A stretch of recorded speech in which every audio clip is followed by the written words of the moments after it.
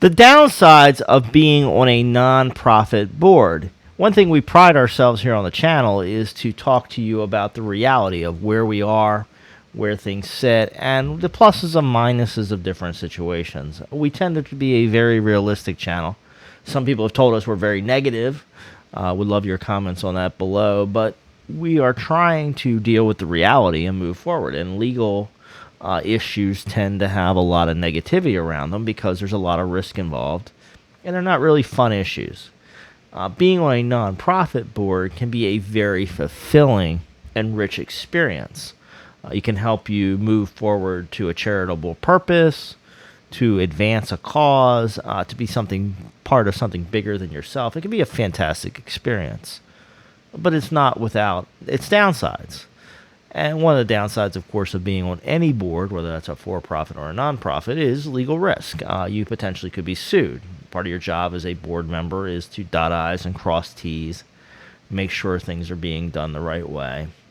But this ends up being a lot of work for you and your team. And in a nonprofit case, you're often under-resourced. You don't have a massive legal team or a massive team of advisors or people preparing reports and helping you. And the sophistication level of your other directors can be lower as well.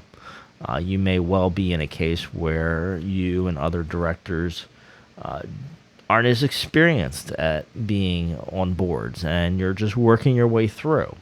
And maybe that means you don't have the training, and there's not systems and processes in place, and there's not the kind of robust reporting and information that you would normally need. It puts you in a very tough situation as a board member. So you need to understand this coming in. So this is usually where I would advise somebody who is a potential nonprofit board member to ask some tough questions, to get to know the nonprofit, to get to know their level of resources, get to know their fellow board members and their sophistication as well, and really make an informed decision whether this is something you want to move forward with. Do you want to be on that team? Is this a group that you can work with? Would you be happy with them? Would another nonprofit be a better fit for you? Yes, you may have an offer to be on the board of nonprofit number 1, but would you be better waiting for perhaps nonprofit number 2 to offer you a board seat? Would that be a better fit? How does that all work together with you and your career plan, your life plan, and, of course, being a nonprofit, you're not thinking about as much about profit and your economic situation as you are maybe your fulfillment and the totality of how do you feel about your life experiences. Does this nonprofit fit well with that? And you've got to weigh all of that together and understand the risk-benefit. Just like in a for-profit situation, there's a risk-benefit.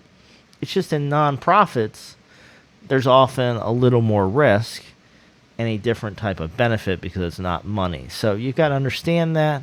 You really should ask some tough questions, get to know the team, get to know the board, get to know the level of sophistication, and then make an informed decision if it's a right fit for you.